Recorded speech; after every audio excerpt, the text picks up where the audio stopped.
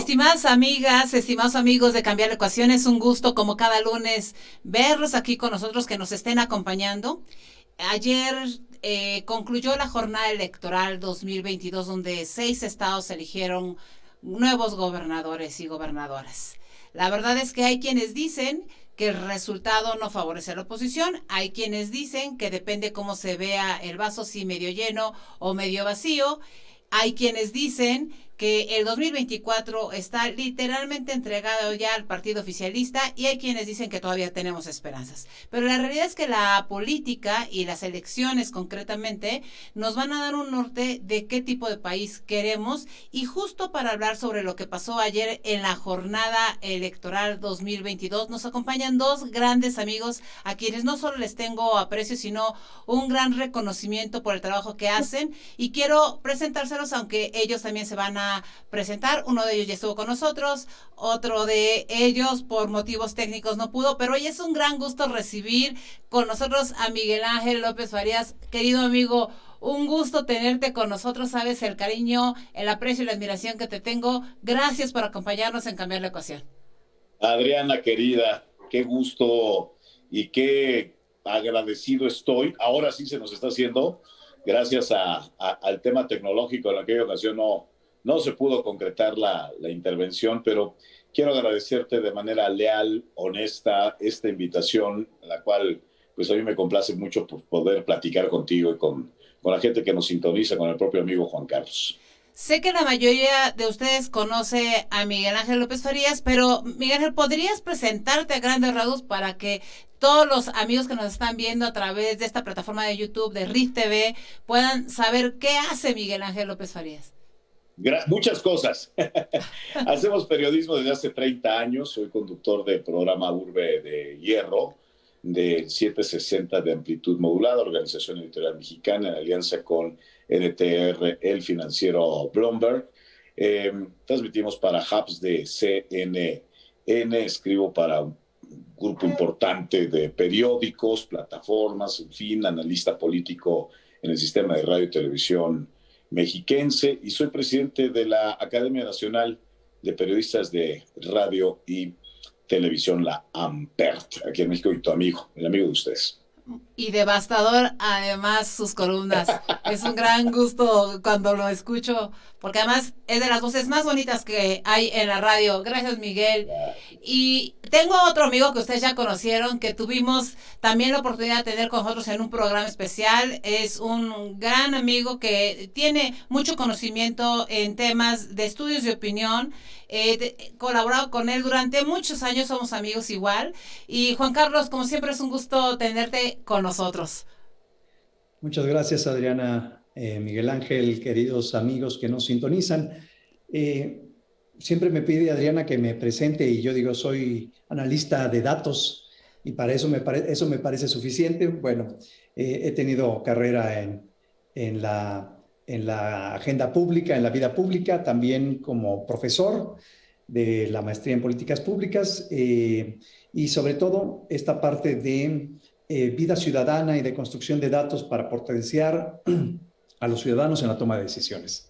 Bueno, y déjenme decirles que agradezco especialmente a Juan Carlos, porque hoy está un poco mal de la garganta. Estuvo trabajando arduamente en estas semanas en los temas electorales, justamente en el tema del análisis de los datos, que hoy me parece fundamental que sepamos qué significan esos datos, porque nada más importante que los datos para tomar decisiones. Y empezaríamos hoy nuestro programa haciéndoles una primera pregunta a Juan Carlos. Miguel, la verdad es, a grandes rasgos, empezamos contigo, Juan Carlos, que ya estás en esta primera etapa. ¿Qué pasó en la jornada de ayer? 4 triunfos para Morena, 2 para la coalición Va por México. ¿Qué sucedió?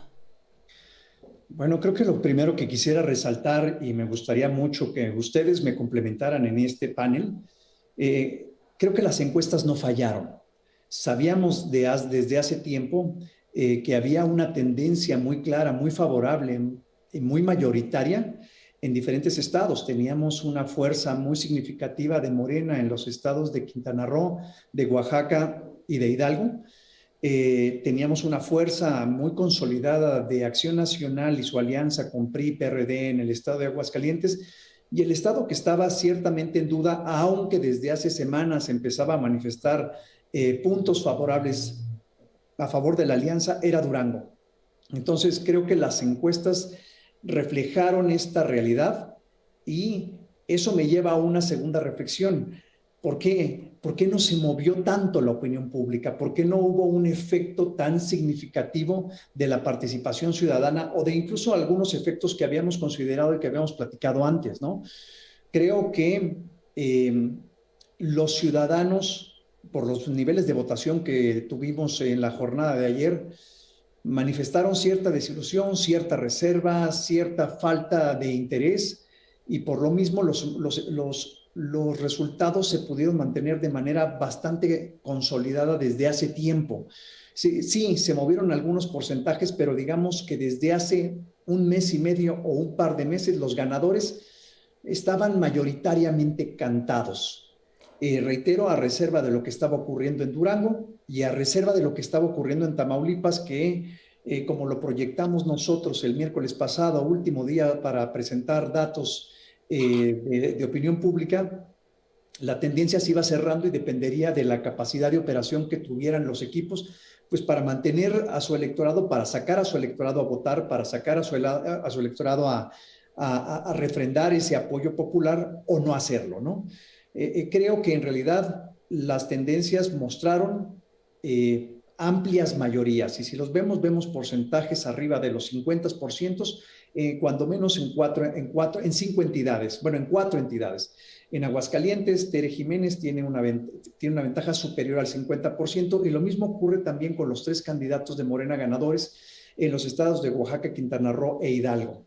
Entonces hay una consolidación de ese voto. Los 2 escenarios de pequeña competencia fueron Tamaulipas y Durango, pero creo que las encuestas nos reportaron esto. Ahora, y complemento, y aquí acepto el debate porque también es importante hacer la reflexión de una serie de encuestas, y lo dijimos en la conversación anterior, una serie de encuestas que estuvieron muy presentes, muy distribuidas, muy potenciadas y que no reflejaban la realidad electoral y que ciertamente pudieron haber movido la intención de voto dada la difusión y dada la presencia que tenían en medios, tanto en medios tradicionales de comunicación como en medios digitales de comunicación, porque su difusión era muy significativa.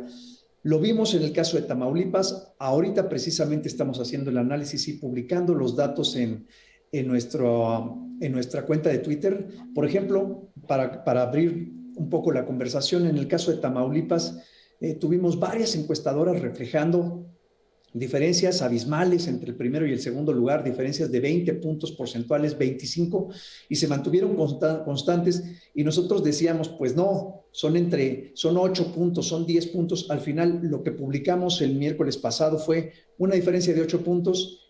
El resultado salió aproximadamente así, muy cercano a esto. Y esto quiere decir que sí hubo un movimiento, pero que los movimientos de fuerzas fueron tan significativos en ambos bandos que se mantuvo esa diferencia.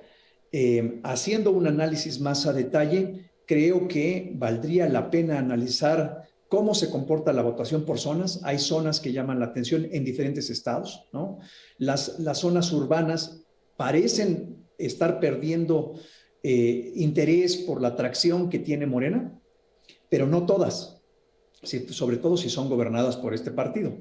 Y las zonas rurales también se están fragmentando. Entonces creo que está componiéndose un escenario muy interesante, pero sobre todo quería llamar su atención en que poco se movieron las preferencias electorales en las últimas semanas. Como lo platicamos hace 15 días, había ganadores muy, muy, muy claros y llama la atención que hubiera poco movimiento, que hubiera poco interés por parte de los electores con respecto a estas campañas. Déjame preguntarte, Miguel, respecto a los datos que da Juan Carlos. Efectivamente, la tendencia así iba, todo el mundo pensábamos, es más, un líder partidista dijo, solo se gana Aguascalientes, concretamente Marco Cortés, el líder de mi partido, y Durango da una sorpresa. Déjame decirte, si ya teníamos más o menos esta referencia, Y si los datos sirven para tomar decisiones, ¿qué fue lo que pasó? Que la coalición, Alianza Va por México, no logró cuajar o tener una estrategia distinta, entendiendo que todos los factores que se habían ya evidenciado en columnas, en medios de comunicación, estaban ahí expuestos. ¿Qué pasó? Fíjate que el día de ayer, qué interesantes datos proporciona Juan Carlos Luna, y resuelven mucho de mis dudas. El día de ayer tuve la oportunidad de platicar distintas intervenciones con medios de comunicación en Quintana Roo y sustraigo la respuesta del día de ayer para responder lo que hoy me cuestionas, querida Adriana, sobre este fenómeno curiosísimo, pero que tiene una explicación profunda o sencilla, que según se vea. Este fenómeno donde una candidata como Mara Lezama, que de punta a punta fue señalada, fue acusada, fue vinculada, testimoniada como alguien que mantenía y mantiene relaciones con grupos criminales, un tema de enriquecimiento inexplicable, que aquí en México es muy explicable, videos donde aparecía el esposo recibiendo dinero de alguna organización criminal y algo más importante, su paso como por la presidencia municipal de Benito Juárez, Cancún, sin ningún tipo de resultados, vamos, dignos de resaltar o enarbolar en una campaña para la gubernatura, algo que no se alcanza a entender del por qué tiene un resultado como el que tiene, ¿no? Un triunfo apabullante, blanquea literalmente la entidad, aplastando a los partidos de oposición. Hay este tipo de elementos que, Adriana, que nos llegan a replantear lo siguiente. Morena sin duda hizo su chamba y lo hizo con los mismos recursos que el PRI utilizó durante mucho tiempo. Pero ¿por qué la oposición no ha sido capaz de entablar una mínima respuesta de defensa y de ataque? ¿Qué está sucediendo con los liderazgos, con las personas que mandan a las campañas? ¿Qué está sucediendo que no despiertan al electorado? Los niveles de abstencionismo, ya sabemos, están enquistados en cada proceso electoral en este país. Lo que preocupa es que a pesar de los señalamientos de las candidatas o de los personajes que participan en política, de los señalamientos, de las pruebas, de lo evidente de sus nulos resultados o los vínculos con el crimen organizado, la oposición no es capaz de capitalizar esto y convertirlo precisamente en un señalamiento contumaz, definitivo, para convencer y despertar a un electorado que ya le da igual si presentas a una mujer, un hombre, un personaje vinculado con el crimen organizado o un perico vinculado al crimen organizado. No les da, ya no hay variantes. Y esto, bueno, pues con vistas a una elección para el próximo año en el Estado de México y después la del 24, nos hace pensar que algo le está haciendo falta a la oposición, que no alcanza a cuajar una estrategia que permita dar una batalla mínima. Quiero insistir en esta parte. Morena está haciendo lo que debe hacer como partido oficial. La utiliza, y está muy mal, la utilización de recursos, la amenaza, la cohabitación con el crimen organizado, ceder plazas, como sucedió en Sinaloa en algún momento, para que el crimen organizado lo operara. En fin, esta parte ya tan cantada de un partido oficial que sabemos que va a ser muy difícil que se le venza por otros sistemas, otros métodos. Entonces, yo creo que aquí sí la oposición debe de replantear, no llamarse sorprendida, porque está haciendo lo mismo para repetir con los mismos resultados, pero sí debe de replantear muy bien qué tipo de liderazgo se está ejerciendo, qué tipo de mensaje le está mandando a la sociedad, preguntarse por qué la sociedad los rechaza, por qué ni siquiera los está volteando a ver como una opción, por qué la sociedad, con compra de votos o no, prefiere a un personaje gris, sospechoso de toda índole, como es el caso Quintana Roo, o el tema Tamaulipas tan solo, ¿no? ¿Por qué la sociedad no está despertando? ¿Qué está sucediendo con esta morfina electoral que desafortunadamente pues, nos va a llevar a una situación muy preocupante como nación? Aquí sí, donde vamos a terminar viendo pues un narcoestado tal como se ha venido cantando, querida Adriana, que Juan Carlos. A ver, déjenme poner sobre la mesa uno de los elementos que la coalición al inicio, cuando se empezó a conformar a través de Sí por México, ¿no? Y que se consolida o más bien, que se convierte en Va por México en términos electorales, a través de Claudio X González y Gustavo de Hoyos. Uno de los argumentos que yo escuché tanto de los líderes partidistas como de ellos es que si no íbamos juntos, no podíamos hacer nada contra Morena, porque el argumento era que en Venezuela el hecho de que los partidos no hubieran ido juntos es lo que mantiene a Maduro en el poder y mantuvo a Chávez en el poder.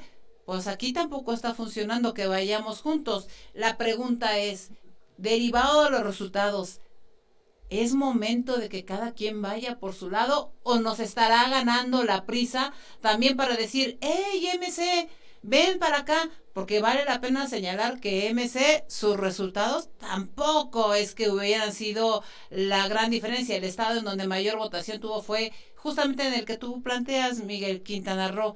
¿Qué debe hacer la oposición? Déjame hacer un par de apreciaciones a lo que nos compartió Miguel Ángel y creo que esto contribuye mucho a este debate que estamos teniendo, que es muy productivo. El primero, Miguel Ángel y querido auditorio, es que posiblemente en el elector promedio el tema del crimen organizado ya no pesa en la ecuación electoral. Hemos, digamos, mal utilizado, porque es muy fácil a través de redes y de fake news construir carpetas de investigación contra los diferentes candidatos y entonces el elector promedio se ha estado inmunizando después de una serie de información que parece que ya no le afecta a la hora de tomar la decisión de por quién votar. Sí le afecta si le preguntas, oye, ¿te gustaría evidentemente que alguien del crimen organizado ocupara un cargo público? Pues claro que le afecta. ¿Lo repruebas? Claro que lo repruebas. Pero a la hora que llegan a la urna, a la hora que tienen que tomar la decisión, como lo platicamos la vez pasada, y esto también se vio reflejado ayer, el primer factor que pesa en el voto de Morena no son los candidatos no estatales, no es Mara Lezama, no es Américo Villarreal en Tamaulipas, etcétera. No son los candidatos de Morena. Es el voto de confianza que tienen por la buena imagen del presidente López Obrador. Eso es lo que está pesando. Y el crimen organizado es una variable que se desvanece dada la falta de una explicación más profunda o la capacidad en términos de comunicación de contar una historia que sea convincente. Lo segundo es que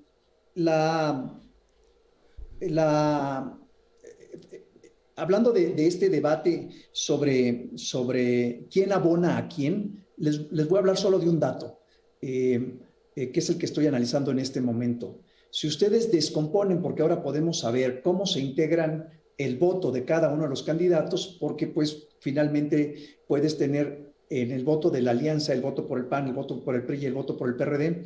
Déjenme darles nada más el dato de Tamaulipas. En el dato de Tamaulipas, del 44% que tienen el truco, Verástegui, el candidato de la alianza de PAN, PRI y PRD, del 44% que tiene, 40% de ese voto es gente que cruzó el logotipo del PAN.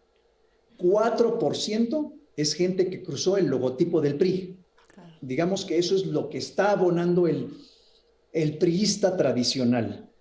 Y poco menos del 1% es lo que le abona el PRD para dar el 44.4, 44.5% que tiene.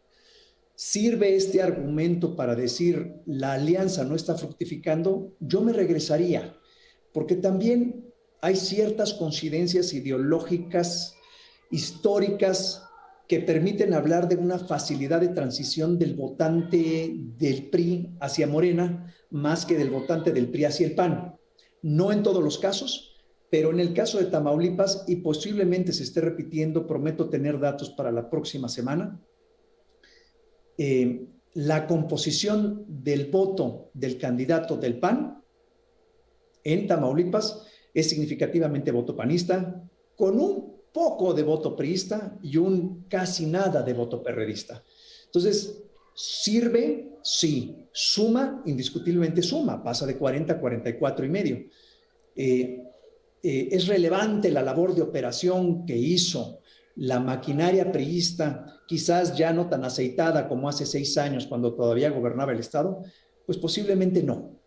Y esta es una pregunta que se puede hacer en todos los estados para saber si la alianza abona, la integración de estas fuerzas políticas abona o no abona.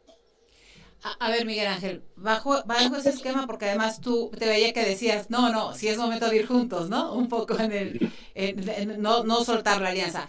Pero lo mismo sucedió en Hidalgo. Probablemente el mayor voto, aún hayamos perdido, es del PRI y prácticamente muy poco del PAN.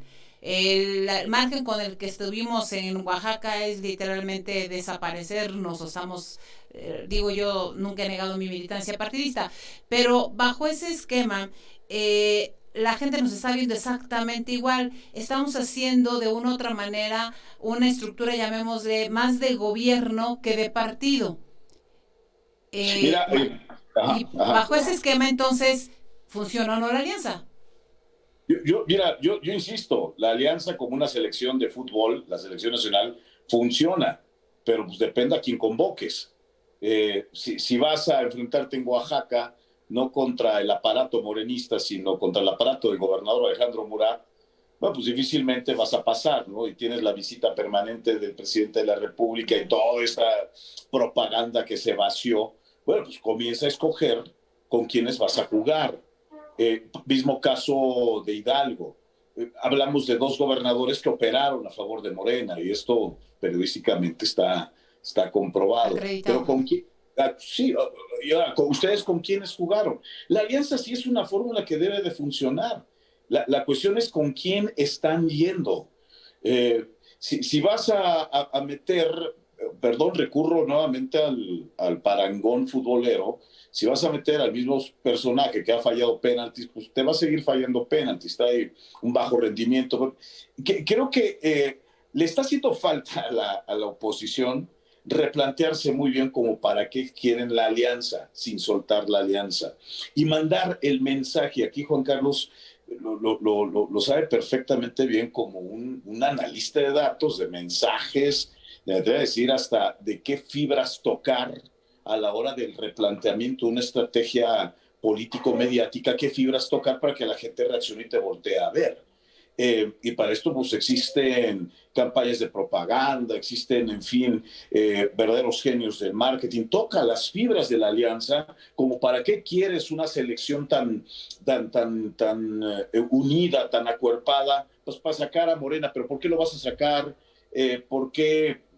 Vamos, Morena descansa en gran medida, como lo mencionabas, ¿no? En los niveles de aceptación del presidente y de eso no se baja, en fin, se necesita encontrar un antídoto y ese es trabajo precisamente de los partidos y de sus liderazgos, encontrar el antídoto como para decirle al gran público dormido, nos necesitas porque si no haces esto pasa esto, pero no lo están encontrando. Ahora, irse por sí mismos, cada quien por su lado a la fiesta, pues probablemente a algunos les vaya bien, algunos otros pierdan el registro, pensando por ejemplo en un PRD que cada vez viene más en descenso y un momento va a desaparecer, o lo que sucede con el PRI, vamos al caso de Quintana Roo, seguramente tienen el dato, donde el PRI solito pues obtiene un nivel, vamos a decirlo así, aceptado de votos, el PAN está por las nubes, vamos, en algunos lugares le va a ir muy bien, en otros lugares le va a ir muy mal, la parte complementaria, pero ahora, vamos a pensar por rumbo al 24. ¿Cuál es el mensaje de la coalición? ¿Cuáles son las fibras que va a tocar la coalición? ¿Cómo va a motivar que la gente que en este momento no está yendo a votar reaccione y vea aquí sí los peligros de mantener a un partido y a un presidente que difícilmente se va a querer ir en los siguientes 6, 12 o 18 años? Yo creo que la tarea es redefinir muy bien para qué quieren la coalición, porque miren, el tema es que en lo periodístico hemos observado que Morena tiene un objetivo muy claro, aunque no nos guste el tema con el narco, con el cinismo, la casa gris y todo lo que sabemos, a pesar de que se denuncia, a pesar de que se comprueba, a pesar de que se filtran audios, a pesar de los pesares, hay una línea que no se mueve. Y esta línea es la que preocupa. Entonces estamos hablando de un México cínico que ya aceptó a los cínicos.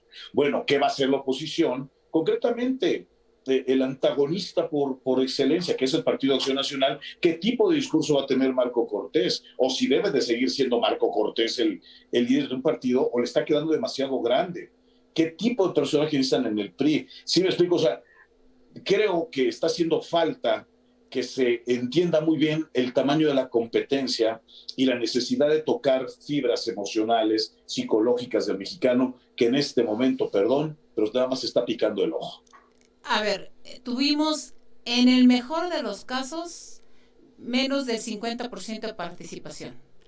A mí me llama muchísimo la atención que quizá una de las estrategias que no estemos viendo del presidente López Obrador es que la apuesta es justamente al abstencionismo.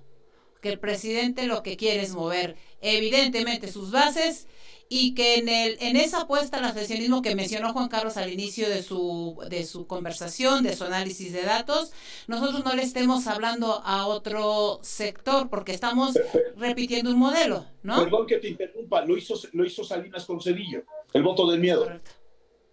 Pero hay miedo que te paraliza y hay miedo que te instiga. Y el problema de nosotros, y yo percibo, déjame plantear, ¿es el miedo realmente o es la indiferencia? Porque si tú vas y no votas por miedo, puede ser que el factor del narco, que dice Juan Carlos, ya está como vacunado, ¿no?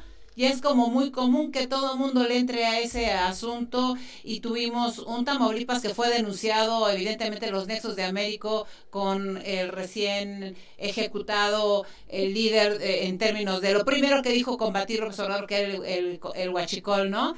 Fueron financiadas las campañas de otros estados para Morena por parte del crimen organizado. Vemos al comportamiento del presidente López Obrador con el crimen organizado. Tendríamos que estar temerosos, pero a mí el hecho de que la gente no vaya a votar me preocupa todavía mucho más porque creo que es igual o peor la indiferencia.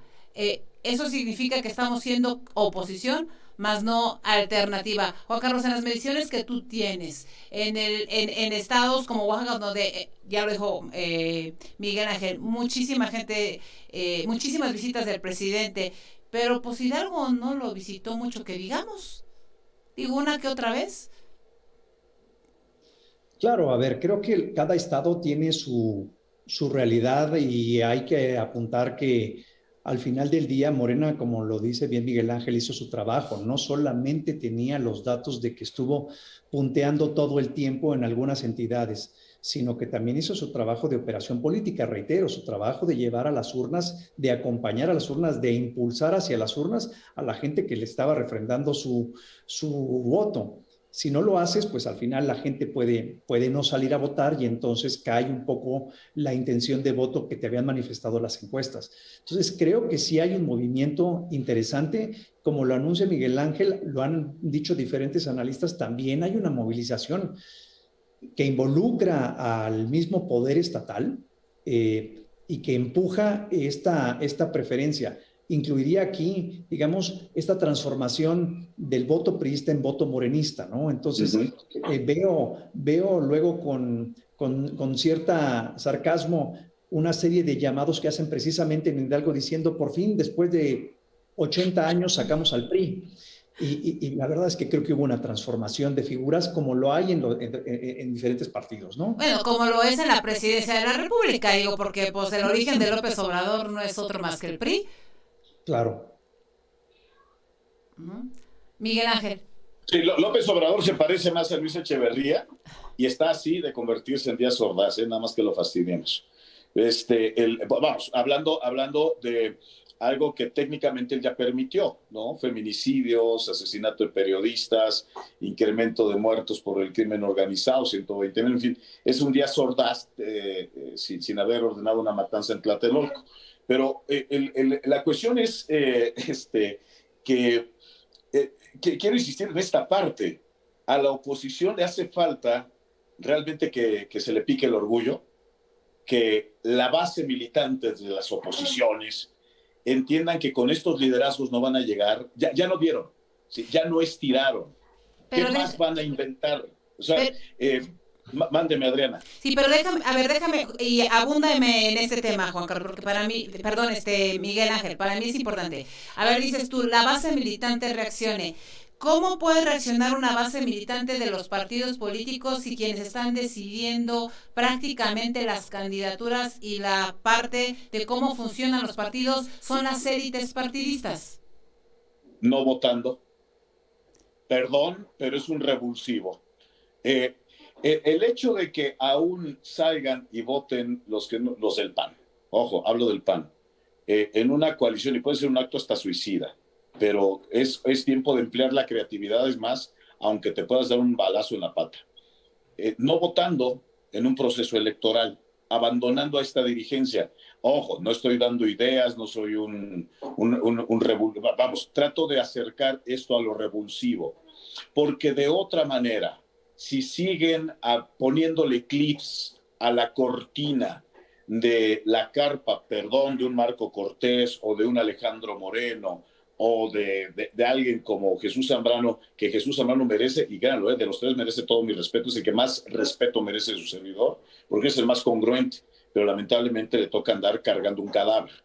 El tema es, mientras se siga alimentando de manera artificial estos liderazgos, y esto la oposición lo debe de saber, la base, mientras esto siga ocurriendo, van que vuelan para cometer el ridículo del 24. Ya no digo el Estado de México, el Estado de México van a ver cómo lo resuelven, en fin, pero es el 24, es la presidencia, es la extinción de la oposición o el ponerle un freno a un sistema que nos está regresando 30, 40 años y del cual nos vamos a arrepentir los siguientes 100 años. Pero no suena paradójico, Miguel, decir no voten cuando lo que estamos percibiendo justamente es que la falta de votación, la falta de interés, la falta de empuje, la falta de propuesta es lo que nos está generando que esté ganando Morena con los resultados de gobierno que tiene.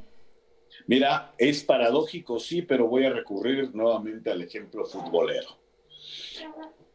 Si la selección nacional sigue llenando, aunque juegue de la patada y de sus niveles de mediocridad, siga llenando estadios, va a seguir teniendo al mismo director técnico y a los mismos jugadores. Y las mismas televisoras seguirán alimentando. Perdón por el comparativo, pero es muy real y muy de la psicología mexicana. Pero si se hace lo contrario, y en una de estas, utopía, tómenlo como quieran, la afición mexicana determina no asistir a un estadio, vamos a ver si no se consiguen los revulsivos necesarios. Si es paradójico, Adriana, sí lo es. Y peligroso. Pero si me preguntan qué hay que hacer, bueno, pues esto es una respuesta creativa de alguien que ha leído la historia y que sabe que si siguen alimentando de manera artificial falsos liderazgos o liderazgos muy, vamos a decirlo así, muy cortitos para el nivel de exigencia de los tiempos, pues van a seguir teniendo los mismos resultados. Juan Carlos, ¿coincides con Miguel Ángel? ¿No se te hace demasiado peligroso? Creo que, a ver, yo creo, coincido en lo general, creo que estamos ante aquella vieja frase priista de cambiar todo para no cambiar nada. Y es este sistema que se reinventa constantemente y se transforma constantemente para que todo se mantenga igual. Cuando hablamos de las élites, creo que en general las élites empresariales y las élites políticas difícilmente han cambiado. Creo que se conservan a lo largo de este proceso electoral y a lo largo de los últimos 4 años. Y creería que en el fondo, digamos, el gran negocio que existe en esta forma de hacer política es el negocio de la impunidad. ¿Por qué? Pues porque finalmente las figuras políticas se mueven en torno a estos intereses y a esta necesidad de conservar o mantener cierta impunidad. No poder, impunidad.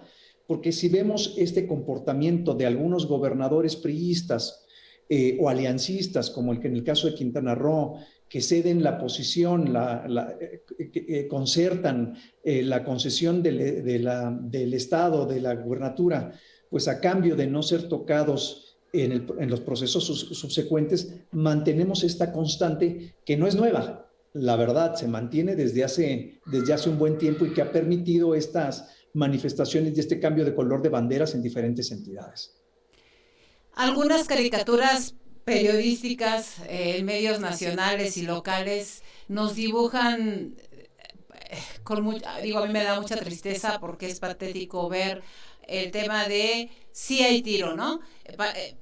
Entiendo el eslogan que publicitariamente puede ser llamativo, pero me siento como si estuviéramos en la secundaria de sí vamos a ponernos a los trancazos y ante un país que se está desmoronando, o sea, ante un país que tiene el mayor índice de homicidios dolosos, el mayor índice de feminicidios, donde la violencia además es cada vez más visible, en donde la pobreza se está asomando todavía mucho más porque traemos más de 12 millones de nuevos pobres, donde el tema de los años 70 del partido clientelar, bien lo dices tú, Miguel Ángel, ¿no? Cada vez se parece más a Echeverría, o siempre fue como Echeverría, ¿no?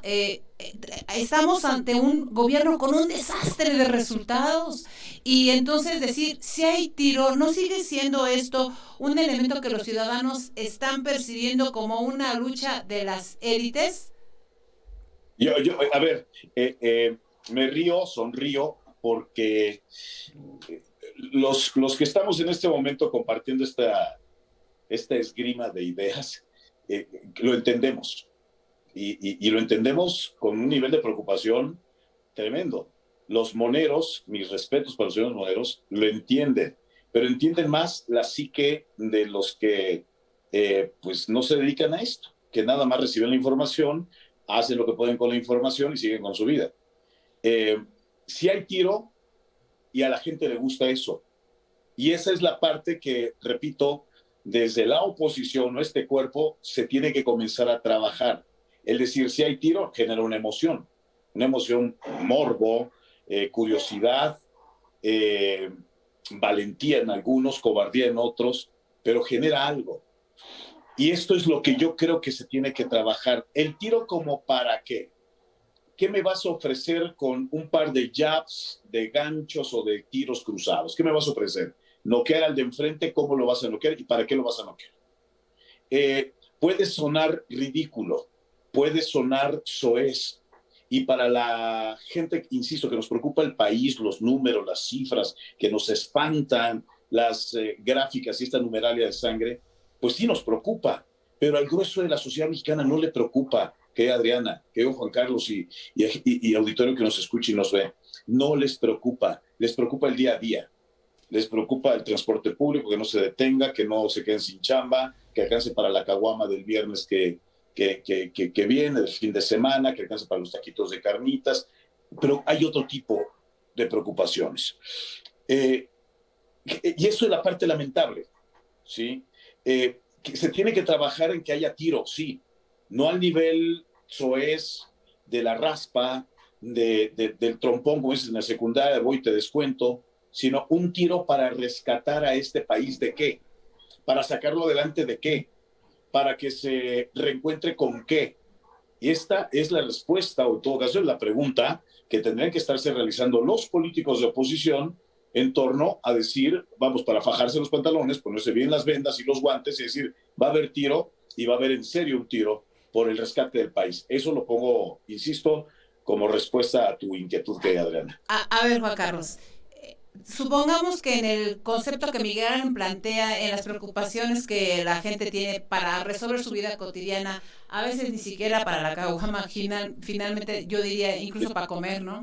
Insisto, Carlos Castillo decía mucho, hay gente que no piensa en votar porque tiene que pensar primero en comer, ¿no? O sea, no les importa lo que hacemos en la clase política sin saber que eso perjudica y que finalmente el representante que tú elijas es el tipo de gobierno que vas a tener y es la oportunidad que vas a tener.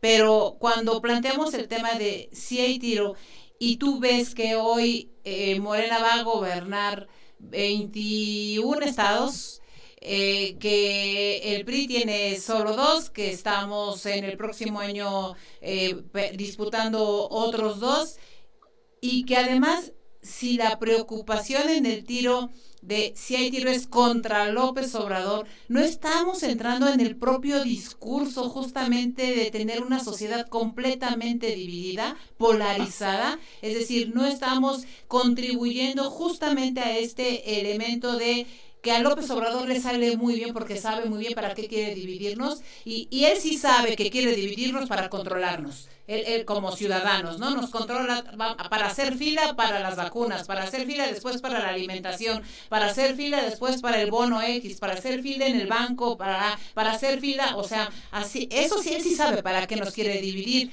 Y no estamos contribuyendo, Juan Carlos, con este discurso a esta polarización.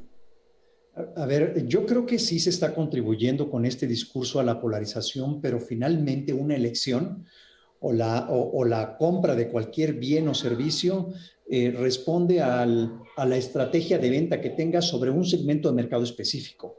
No hay elección en la historia mexicana, bueno, algunas sí, de hace muchos años, o algunas locales todavía vigentes en las cuales el 100% vote por ti o vote por tu propuesta. Por lo tanto, debes de focalizar sobre todo en este mundo en el cual los segmentos de mercado están muy diversificados, no piensan lo mismo las mujeres de 18 a 20 años que los hombres de 18 a 20. Y es más, no piensan lo mismo las mujeres de 18 a 20 que las mujeres de 20 a 24. ¿Por qué? Porque se encuentran en etapas de vida distintas y toman decisiones en materia política de manera distinta. Creo que es correcto, y déjame aquí hacer dos anotaciones. ¿Por qué me gusta el sí hay tiro y por qué no me gusta el sí hay tiro? Me gusta el sí hay tiro porque, como lo dice muy bien Miguel Ángel, es una emoción. Y por fin la oposición construye un mensaje que causa esta cierta sensación de que hay que responder, de que hay que visualizar. Me gusta porque al final coloca en el imaginario colectivo esta percepción muy clara, que si ni siquiera tiene que ser numérica, de que estamos 50-50, ¿no? Y que es un escenario de 1 contra 1. Y esto permite una mayor competitividad de la oposición y bueno, también de Morena, pero llevando su 50% contra el otro 50%. La realidad hoy es que Morena tiene una preferencia ligeramente superior que la integración de esta alianza.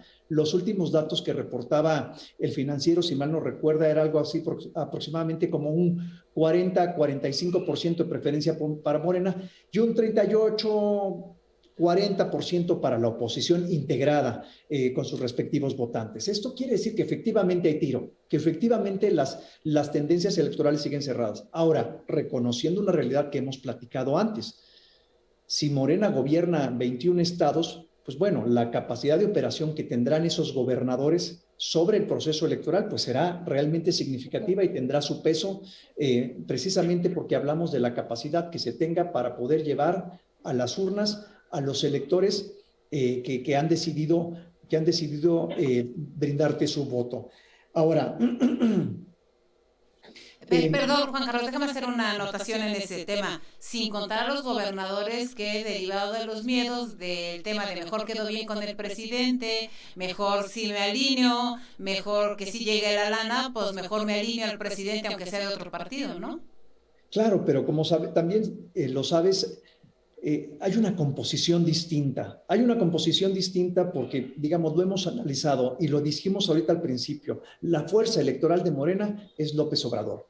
No son sus gobernadores, no es la popularidad de sus gobernadores, no es el arrastre de sus gobernadores, sino la popularidad de López Obrador. La ecuación que construyen los gobernadores rumbo al cierre de un sexenio, pues muerto rey vive el rey, ¿no? Es ¿qué papel ocupará López Obrador después de la elección de 2024? Evidentemente buscará ocupar un papel central.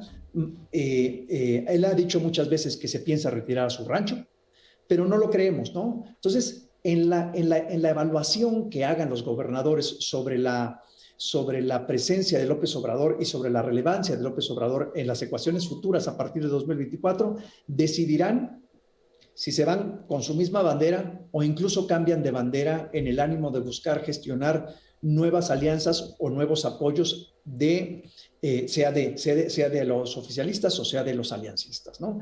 Pero lo que quería matizar aquí, y que creo que es muy relevante y por eso quizás no me gusta el que hay tiro, es que si bien la estrategia es correcta y se lanza una emoción de manera adecuada en términos de comunicación, Lo digo por experiencia en estos procesos electorales, pero lo vi reflejado en los grupos de enfoque que realizamos en los procesos electorales pasados. Imagínense ciudadanos y grupos de enfoque completos que dicen, pues mira, la verdad es que gane quien gane, yo voy a seguir exactamente igual. No va a mejorar mi situación económica, no va a mejorar mi casa, no va a mejorar la condición de educación de mis hijos. ¿Por qué? Porque vienen arrastrando un retraso y un rezago significativo, no desde hace 1 o 2, sino desde hace 40, 50, 60 años.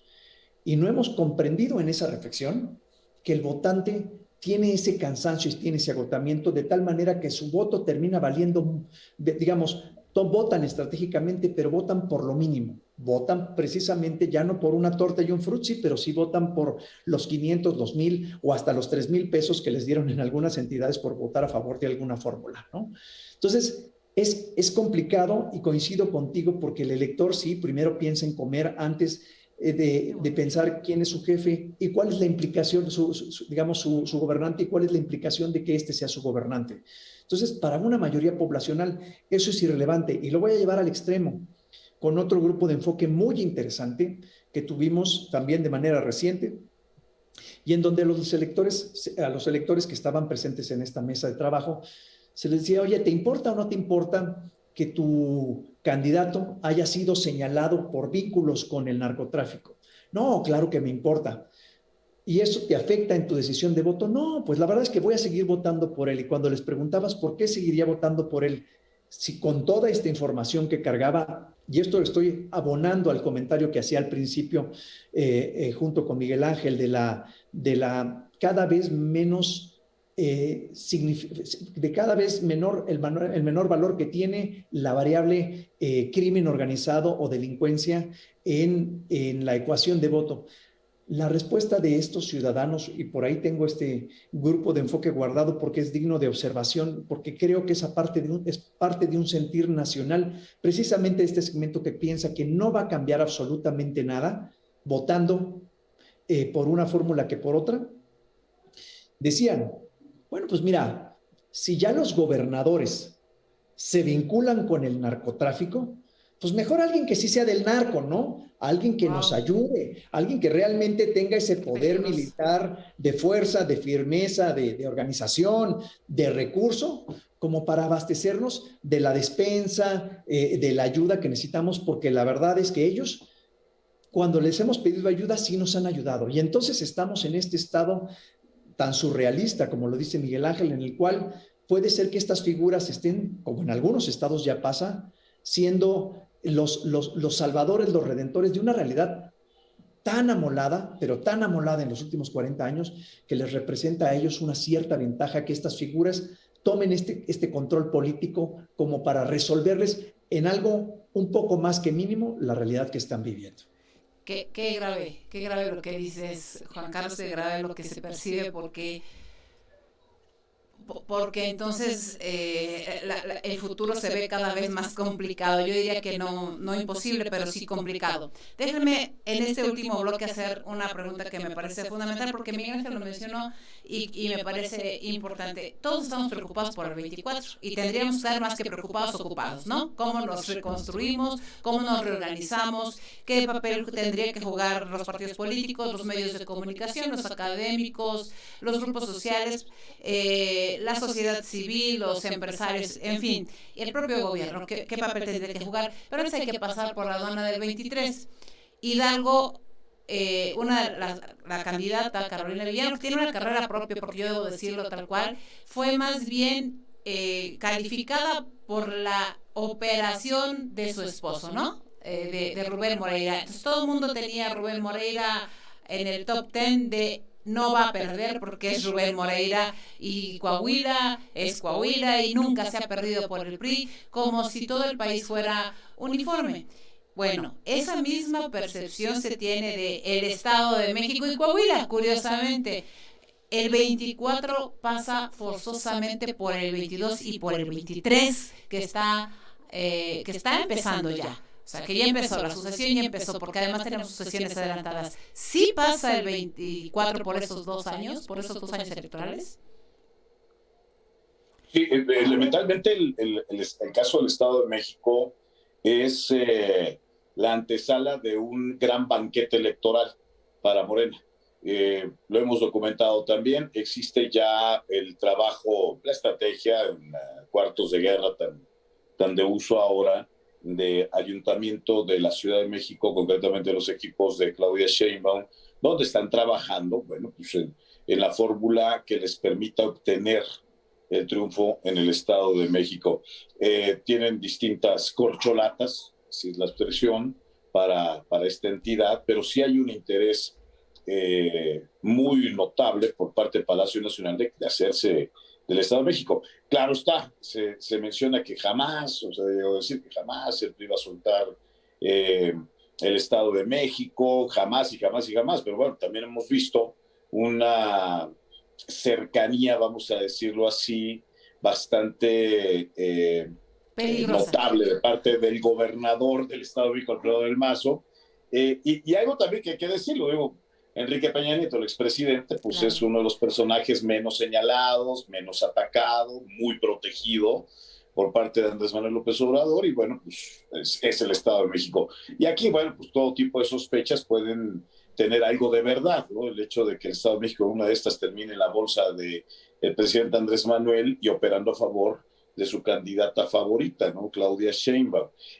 También la posibilidad de que Alfredo del Mazo efectivamente cumpla con lo que trascendió, le ofreció a César Adán Augusto López, el secretario de Gobernación, de no meterse en el proceso del Estado de México, y también la propia crisis que al interior del PRI se vive para esta entidad, donde se ha mencionado pues distintas mujeres, algunas con mayor peso que otras muy cercanas a Alito, otras muy independientes y con una gran carrera dentro del ámbito electoral. Pero cierto es lo que implica que se puedan quedar con la bolsa del Estado de México, pues es toda una posibilidad.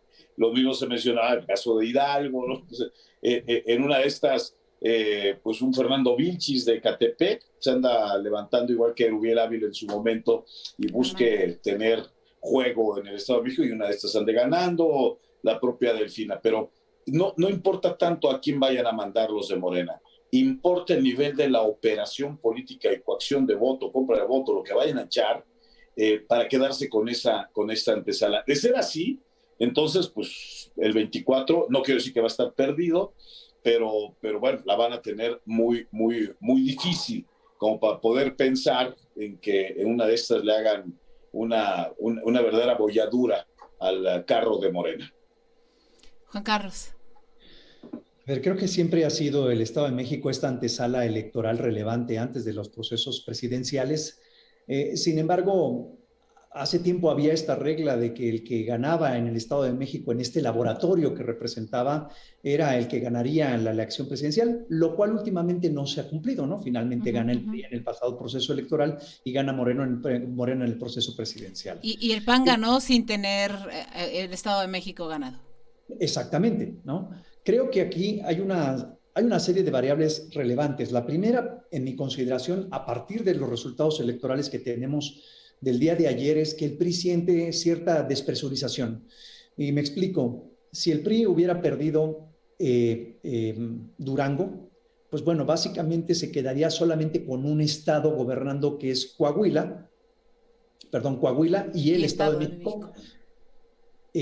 Ambas digamos, en ruta de proceso electoral, una el próximo año y la otra dentro de 2 años, si tengo bien el calendario electoral. Y la realidad es que Durango les viene a dar cierta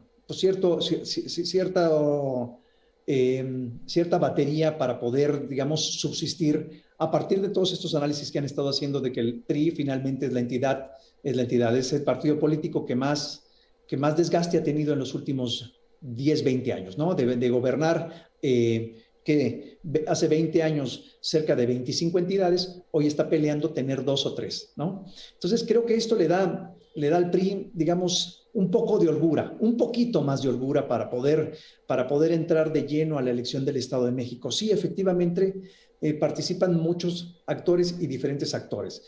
No todos digamos, priistas se activarán con el PRI, no todos los priistas se activarán con la alianza, muchos se irán con Morena. Entonces, definitivamente, es la entidad por puro peso electoral, es la entidad más relevante de todo el proceso. Aún así, ocurre un fenómeno muy interesante y lo quiero remarcar.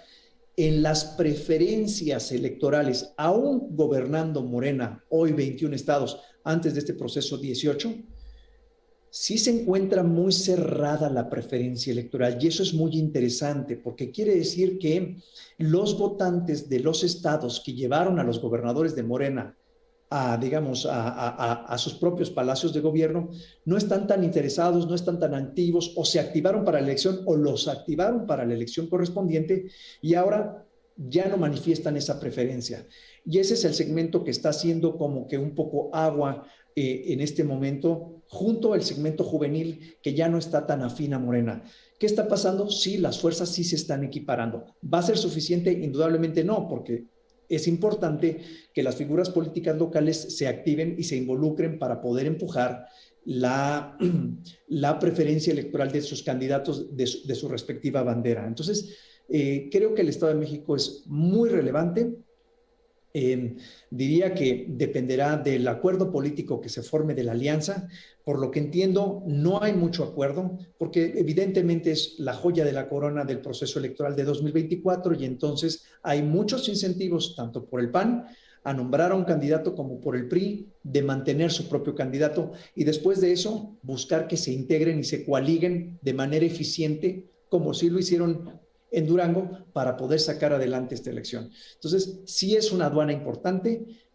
Veo un escenario por el momento de competencia entre dos fuerzas a nivel nacional rumbo al 2024, pero considerando la aduana del 2023, vería un proceso electoral cerrado, como también lo fue el del Estado de México en el proceso pasado, y creo que es importante que se integre una fuerza. Ahora, nada más para concluir, porque me gusta mucho cuando empezamos a hablar en términos del léxico que se nos está, digamos, que se nos está imponiendo.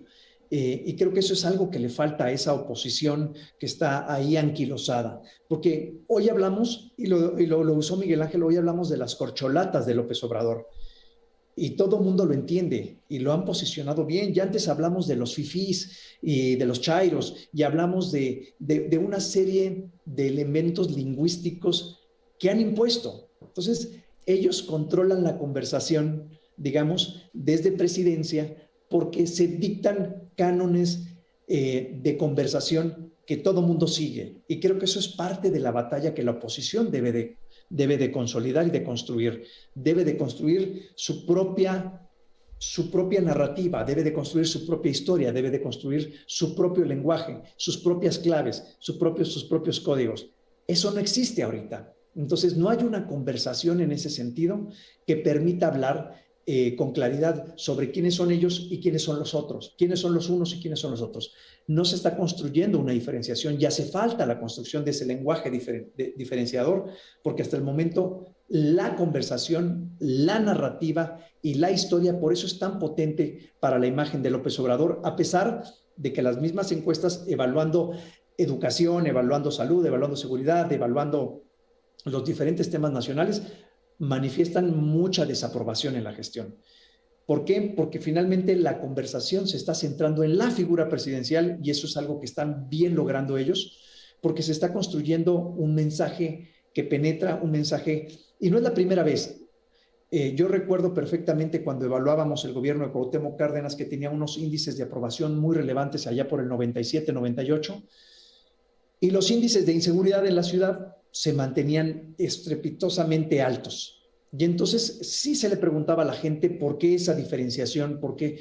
Y decían, bueno, porque al final, pues, él es un buen hombre y él no puede reparar todos los problemas en un día, ¿no? Entonces, este voto de confianza, que es el mismo voto de confianza que está manteniendo López Obrador a partir de esta narrativa, Cárdenas lo hacía por imagen. López Obrador lo hace por narrativa, por una narrativa diaria que impregna constantemente en su discurso y en su mensaje, ayuda a mantener esta cohesión en términos de percepción de lo que él es. Y esta figura percibida a nivel nacional como honesta, como trabajadora, con ciertos atributos que al electorado le gustan, permite mantener esa cohesión que ha repercutido apenas ayer en resultados favorables para Morena en 4 entidades. Wow. Híjole, no puedo coincidir con el tema. Digo, sé que no lo piensas, Juan Carlos, ni tampoco lo piensas, Miguel Ángel, pero no, López Obrador no es un buen hombre, ni es un hombre trabajador. Perdón, es una precisión personal.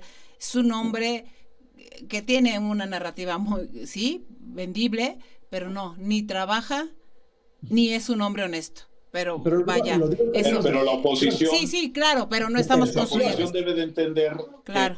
que esas fórmulas funcionan cuando se plantean bien, y lo ha dicho Juan Carlos de una manera. Y no necesitas mentir. No necesitas mentir, o sea, claro. El tema es, Andrés Manuel está haciendo lo suyo, lleva mucho tiempo haciéndolo. ¿Qué van a hacer los partidos de oposición para encontrar su propio nicho y llegarle a la emoción, al oído de la gente? Ese es el gran reto de la oposición.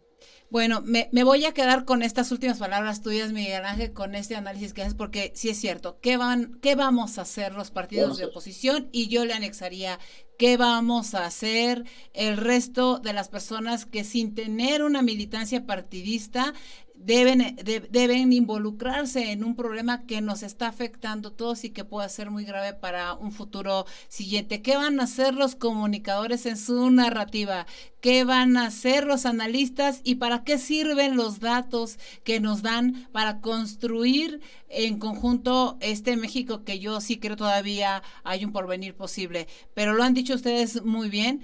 Lamentablemente en este momento la estrategia que hemos estado utilizando, y me incluyo también porque soy militante de un partido político, pues quizá no ha sido la adecuada. Vale el momento, venga el momento para reflexionar cuál es el papel que nos toca llevar a cabo a todos en un momento tan difícil como el que estamos viviendo, y en el que yo debo decir, a mí sí me queda un sabor muy agrio después del proceso electoral de ayer.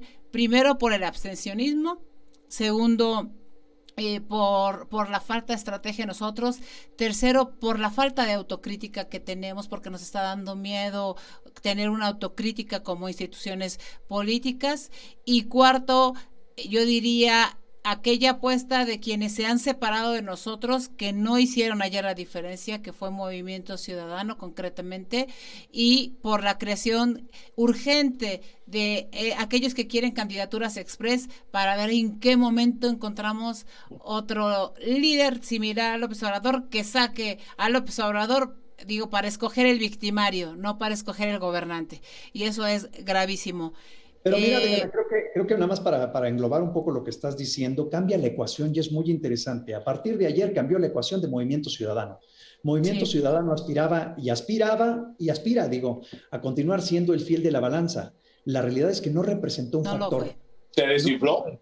¿Se desinfló? Pues más bien se mostró tal cual es. Porque finalmente Movimiento Ciudadano es exactamente igual que el resto. Traemos élites partidistas en todos los casos. Si los partidos no se democratizan y si los militantes, y yo ahí iría, Miguel, más en el proceso no dejar de votar, más bien de exigir, así como le exigimos a López Obrador, en la medida en que los militantes le exijamos a nuestras dirigencias resultados distintos y nos involucremos también en la toma de decisiones para decir, no, espérate, pues si para algo sirven las militancias y para algo sirve involucrar a la sociedad que tiene ciertas afinidades, pues tenemos que hacerlo, ¿no? Y tienen toda la razón ustedes en ese sentido. Un mensaje final de 30 segundos, estimado Miguel Ángel. Muchas gracias. Bueno, yo nada más agradecer este espacio, la libertad para decir lo que se nos pega la gana en una serie de apuntes que pues, realmente yo soy el alumno, vine a aprender de Juan Carlos, de ti, que a Adri, y bueno, pues nada más como un mero observador de lo nacional y tratando de aportar ideas, tratar de encontrar precisamente dónde se encuentra la letra chiquita del por qué somos como somos y honrar la libertad de expresión que siempre, bueno, debe ser una de las banderas de la Academia Nacional de Periodistas de Radio y Televisión. Qué modesto eres, estimado Miguel Ángel. Sabes perfectamente el cariño, el aprecio y la admiración que te tengo. Muchas gracias por acompañarnos. Juan Carlos. Gracias, Adri. Nada más decirles que usando el mensaje que discutimos sobre si hay tiro o no hay tiro, creo que sí hay tiro para 2024, pero se necesita transitar del si hay tiro a que el tiro le importe a la gente, que el tiro involucre a los ciudadanos, que el tiro sea significativo, que les vaya la relevancia, que les vaya la vida en ello. Si no se involucran más ciudadanos y continuamos con este descenso en los índices de participación, volveremos a este escenario en el cual sacábamos esta ecuación que era muy sencilla hace 10, 20 años. Siempre que hay poca participación, siempre ganaba el PRI. Ahora transiciona Morena, ¿no? Cuando hay tiro, si me permite nada más para cerrar con eso, cuando hay tiro tú defiendes el honor, una propiedad, tu vida, alguien que quieres. Cuando hay tiro, búsquenle qué es lo que vamos a defender y para qué queremos el tiro. Perdón, me gusta más ponernos los guantes porque el tiro me suena sin reglas y cuando haces una pelea de box, que tú mismo lo planteabas hace un año exactamente, Miguel Ángel, tenemos un árbitro electoral que me parece que hizo ayer un gran trabajo. Adelante, Juan Carlos, te dejamos cerrar. No, nada más que era ese comentario precisamente. Creo que sí hay tiro y que el tiro tiene que tener atributos, porque si nada más hay un tiro, pues la verdad es que la gente no se engancha, no se involucra. Y como dices, nada más para cerrar, ahorita retomo lo que estás diciendo, efectivamente un reconocimiento a las autoridades electorales que vuelvan a demostrar su valía, vuelvan a demostrar su capacidad, y creo que tenemos instituciones electorales fuertes y sólidas y que parte de la estrategia que se tenía desde el gobierno federal de desinflarlas rumbo al 2024 se va a ver estancada precisamente por esta prueba de valor que tuvieron apenas ayer las autoridades electorales en todo el país. Muchísimas gracias, Juan Carlos. También sabes del cariño, la admiración y el respeto que te tengo. Gracias a los dos. Gracias. Un gran gusto escucharlos. Por favor, no sea la última vez. Me encantará tenerlos nuevamente con nosotros en Cambiar la Ecuación. Y a nuestros amigos que nos están viendo, que nos escuchan, no importa... No importa qué tan mal nos sintamos en algunos momentos de nuestra vida, si efectivamente lo que queremos es un México mejor. Yo sí creo que esta elección no define el 24. Esta elección nos pone en un piso, llamémosle, para entender que con los datos podemos tener una estrategia correcta y que para el 2024 podemos construir una alternativa que nos quite este abstencionismo que nos está perjudicando, que seamos capaces de emocionar, de entusiasmar, de seguir fortaleciendo a las instituciones. Mi reconocimiento también al Instituto Nacional Electoral, al que hay que seguir defendiendo, porque ya demostramos que el Instituto Nacional Electoral, construido a través de la pluralidad, no es una persona, es la institución la que tiene que prevalecer, y es la institución a la que hoy, por cierto, el propio presidente tuvo que usar los datos del Instituto Nacional Electoral para reconocer sus propios triunfos, ¿no? Así es que el INE es una conquista de los ciudadanos, la democracia es una conquista de los ciudadanos, y el 24 tendrá que ser una conquista de las instituciones de la democracia de los ciudadanos para quitar al mal gobierno. Nada está perdido y hagamos todo lo posible para que en el 24 tengamos una alternativa que nos permita ganar. Esto fue Cambiar la Ecuación. Soy Adriana Dávila. Muchísimas gracias por acompañarnos. Gracias, amigos. Muy buenas tardes. Buenas tardes. Buenas tardes. Listo.